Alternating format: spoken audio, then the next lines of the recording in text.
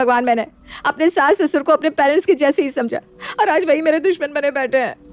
तभी कोकिला रसोई में आती है। और रो, अरे और जोर जोर से रोना, ताकि मोहल्ले वालों को लगे कि हम तुझे मारते हैं पीटते हैं। ये भी कसर मत छोड़ना बहू। नहीं मम्मी जी, आप गलत समझ रही हैं, मैं तो अपनी किस्मत पर रो रही हूँ।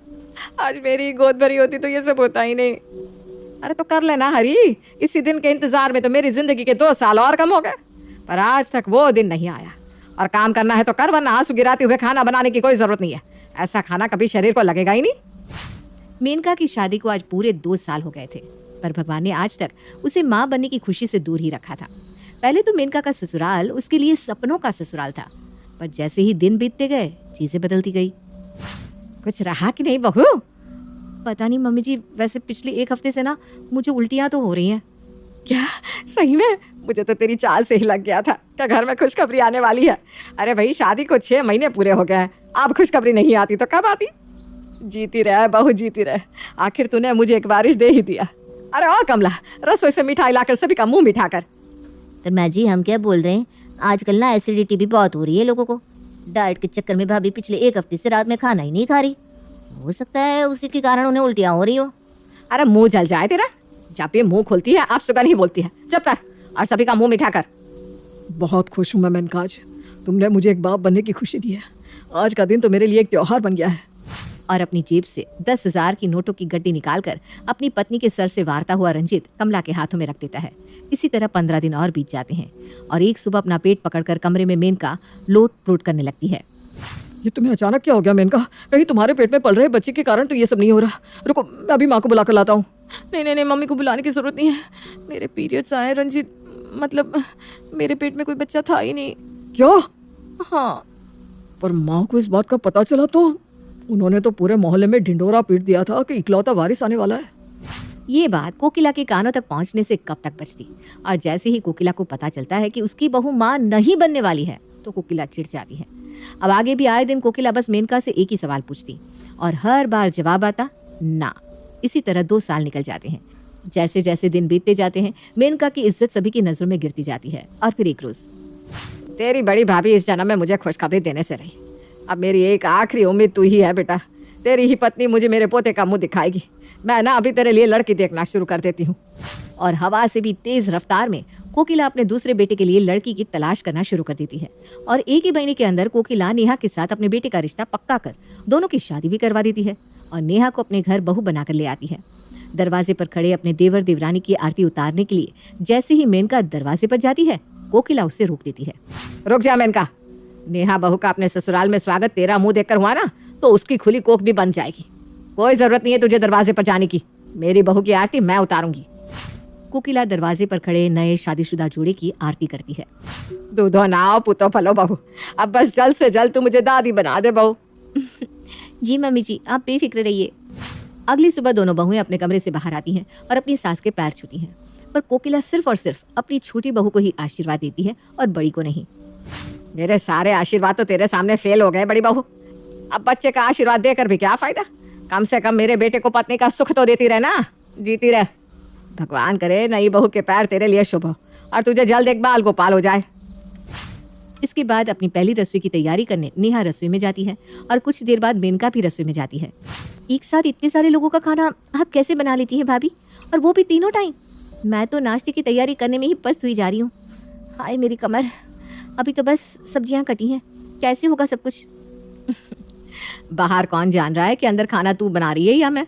ये ले टेबल, तू आराम से यहाँ बैठ, मैं अभी फट से सारी तैयारियां कर देती हूँ।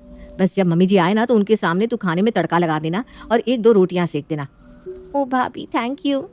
और इसी तरह कोकिला की दोनों बहुएं आपस में ट्यूनिंग करके नेहा की पहली रसोई की तैयारी कर लेती है। आहा, 1 नंबर, क्या खाना बनाया है। वाकई सभी मेनका के हाथों के खाने को नेहा का समझकर उसकी बड़ी तारीफ करते हैं और इसी तरह नाश्ते का काम निपट जाता है। दोपहर के वक्त, भाभी ये इतने सारे कपड़े निकाल दिए मम्मी जी ने, मैं इन्हें कैसे धोऊं? ऊपर से मम्मी जी तो वॉशिंग मशीन भी ऑन नहीं करने देती। तू जा दाल चावल की तैयारी कर, कपड़े मैं निपटा देती हूँ। मुझे तो एक बात समझ में नहीं आती भाभी, मैं यहाँ घर के कामकाज ही नहीं संभाल पा रही हूँ तो बाद में बच्चा कैसे संभालूंगी? और यहाँ मम्मी जी रोज मुझे गुड न्यूज़ के बारे में पूछती रहती हैं। अरे मैं प्रेग्नेंट रह गई तो 9 महीनों में कहीं परलोकी ना सिधार जाऊं। अरे हट पगली, जो भगवान बच्चा देता है ना वो उसे संभालने की ताकत भी देता है, और बाकी मैं तो हूँ ही। एक सुबह नेहा अपनी जेठानी के कमरे में आती है और खुशी से उनके गले लग जाती है। भाभी भाभी आई एम प्रेग्नेंट। अरे वाह नेहा, अब तो मम्मी जी बहुत खुश हो जाएंगी। रुक तू, पहले मैं तुझे काला टीका लगा दूं, फिर सब बता। और इस तरह ये बात पूरे घर को पता चल जाती है। उस दिन के बाद कोकिला तो हर वक्त अपनी बहू के साथ साये की तरह घूमती रहती। आखिरकार नेहा उसे दादी जो बनाने वाली थी। तो किसी भी तरह घबराना मत बहू, तू बस बच्चा पैदा कर ले, पाल तो उसे मैं दूंगी। और ऐसा मत करना कि आजकल की लड़कियों की तरह एक ही बच्चा करके ऑपरेशन करवा लिया। पहले बच्चे के बाद लगते ही अगर तू फिर से पेट रही ना तो मुझे फट से बता देना। ठीक है मम्मी जी, वो क्या है ना, दिन भर घर पर बैठ बैठ कर बोर हो गई हूँ मैं। भाभी के साथ बाहर घुमाऊं? अच्छा ठीक है, जा, पर ध्यान से जाना बेटा। दोनों बहुएं बाहर मार्केट जाने के लिए निकलती है कि पड़ोस की सुषमा मेनका को देखते ही कहती है, सब किस्मत का खेल है। जेठानी के सामने ही देवर की शादी हुई और अब देवरानी को बच्चा होने वाला है। इस बेचारी को अब तक बच्चा नहीं हुआ। नेहा हम बाद में घूमने चले क्या? इस खुशी के माहौल में भी मेनका पर माँ बनने का प्रेशर बरकरार ही था। इसी तरह 9 महीने बीत जाते हैं और नेहा एक छोटी सी बच्ची को जन्म देती है। लाओ लाओ नर्स, मेरी लाडो को मेरी गोद में दे दो। कोई बात नहीं बहू, बेटी हुई तो क्या हुआ, दिल छोटा मत कर। अरे भगवान करे अगली बार तुझे बेटा ही हो। हाँ, कोकिला को एक पोता तो नहीं मिला, पर उसे इस बात की खुशी थी कि कम से कम वो दादी तो बन गई। एक सुबह सुरेश अपनी पोती को अपनी गोद में खिला रहा था कि वो अपने दादा की गोद में सुसु कर देती है। ये लड़की भी ना, पकड़ दो इसे, इसके कपड़े बदल दे। आप छुटकी को मम्मी जी को पकड़ा दीजिए ना पापा जी, मम्मी जी इसे संभाल लेंगी। सुबह से इसे खिला खिला कर मेरी कमर अकड़ गई है। अरे वो खिलाएगी इसे, रहने दे बेटा। वो तो 2 मिनट छुटकी को खिलाती है और मुझे पकड़ा कर चली जाती है। उससे ना संभलने वाली तेरी बेटी। तभी मेनका वहां आती है। लाइए इसे मुझे दे दीजिए, तुम आराम करो नेहा, मैं संभालती हूँ चुटकी को। और उस दिन जो मेनका छुटकी को अपनी गोद में लेती है, उस दिन के बाद तो छुटकी उसी की हो जाती है। चुटकी को नहलाना, तैयार करना, खाना खिलाना, सारी जिम्मेदारी मेनका पर ही आ गई थी और वो ये सब खुशी खुशी कर भी रही थी। एक रात जब करण और नेहा के बीच चुटकी सो रही थी, अचानक ही वो उठकर रोने लगती है। मैंने पहले ही कहा था इसे भाभी के पास सुला दो, पर नहीं, अब कौन चुप करवाएगा इसे? रुको ना, मैं अभी इसे भाभी को देकर आती हूँ। नेहा चुटकी को मेनका को देकर सोने चली जाती है। पूरी रात मेनका ही चुटकी को अपने कंधे पर लेकर सुलाती रहती है। ये सब कुछ कोकिला देख रही थी कि किस तरह बच्चे को जन्म तो नेहा ने दिया था, पर उसे पाल रही थी मेनका। 2 साल बाद अब फिर से नेहा प्रेग्नेंट रहती है। एक और बच्चा? नहीं नहीं नहीं भाभी, मुझसे अब एक और बच्चा नहीं संभाला जाएगा। एक बच्चे में ही मैं आधी हो गई हूँ।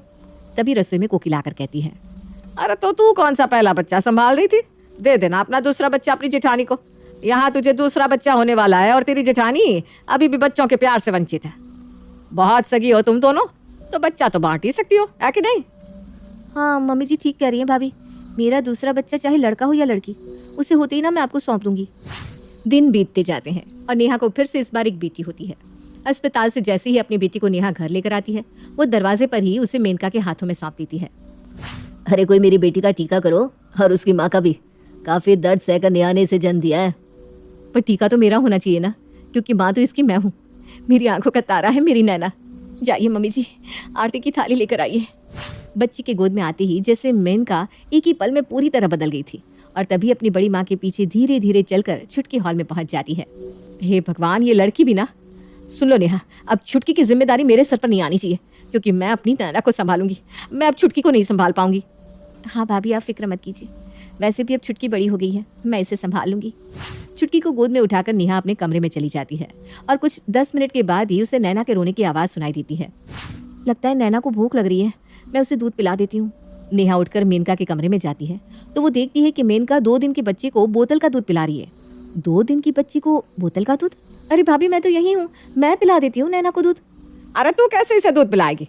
तू इससे जितना दूर रहे उतना ही अच्छा है, वरना बच्ची को तेरी आदत पड़ गई ना, फिर वो कभी मेनका को अपनी माँ मानना नहीं चाहेगी। ऐसे बच्चे भी तो पलते हैं जिनकी माँ नहीं होती, तो फिक्र ना कर, मेनका देख लेगी। अपने बच्चे की फूट फूट कर रोने की आवाज़ सुनने के बाद भी नेहा को वापस अपने कमरे में आना पड़ता है। हे भगवान, मेरा दिल टूटा जा रहा है। मेरी बेटी भूखी है, कैसे रह रही होगी वो? नेहा बार बार अपने कमरे में चक्कर काट रही थी और लगातार नैना के रोने की आवाज़ उसका कलेजा चीर रही थी और कुछ देर बाद ही रोने की आवाज़ बंद हो जाती है। चलो अच्छा है, नैना चुप तो हो गई, एक बार जाकर उसे देख आती हूँ। नैना मेनका के कमरे में जाती है और वो क्या देखती है कि उसके कमरे में कोई है ही नहीं। नैना अकेली ही बिस्तर पर सो रही है। नैना, ये कैसी लापरवाही है भाभी की। नैना को अकेला छोड़ दिया। बिस्तर पर अगर करवट लेती हुई नीचे गिर गई तो। भाभी, भाभी कहाँ हैं आप? आ रही हूँ भाई, आ रही हूँ। क्या हो गया? बाथरूम में नहाओ भी नहीं क्या? भाभी आप इसे अकेले क्यों छोड़कर चली गई? मुझे कह दिया होता, मैं यहाँ आ जाती। तेरी बड़ी बेटी को भी मैंने ही पाला है ना, तो मुझे मत सिखा बच्चे कैसे पाले जाते हैं। और नैना मेरी बेटी है, उसे किस तरह रखना है वो मुझे किसी से पूछने की जरूरत नहीं है। और कपड़ में से गर्म कपड़े निकालकर मेनका नैना को पहनाने लगती है। भाभी डॉक्टर ने कहा था इतने छोटे बच्चे को इस मौसम में स्वेटर पहनाने की जरूरत नहीं होती, इससे नैना को इचिंग हो सकती है। तुम अभी तक गई नहीं? मेरे सर पर नाचो। अरे नेहा, मुझे पता है क्या करना है क्या नहीं। इतना ही प्यारे बच्चे से तो छुटकी को पाल लिया होता, उसे तो मेरे कमरे में फेंक कर चली जाती थी तुम। और इस तरह मेनका नैना के साथ लापरवाही करती ही जाती है। कुछ देर बाद इतनी छोटी सी बच्ची को गोद में उठाकर मेनका किचन में काम करने चली जाती है। बाहर हॉल में बैठी नैना ये सब देख रही थी। क्या तू बार बार नैना को देख रही है? अब वो तेरी नहीं रही। हाँ बहू, और वैसे भी तेरा शरीर अभी कमज़ोर है, तो इन चीज़ों में ध्यान मत दे। जाकर कमरे में आराम कर। मेनका है ना, वो सब संभाल लेगी, उससे आदत है। और इसी तरह सुबह से रात हो जाती है। रात को सभी खाने के टेबल पर बैठे थे।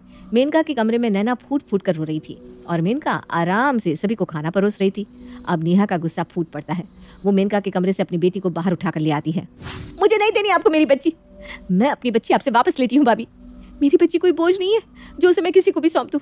मेरी मति मारी गई थी जो मैंने मम्मी जी की बात मानकर आपको अपना बच्चा सौंपने का वादा कर दिया था। एक बच्चे का ध्यान उसकी माँ से अच्छा कोई और रख ही नहीं सकता, कोई भी नहीं। यही बात का एहसास तो मैं तुम्हें दिलाना चाहती थी नेहा।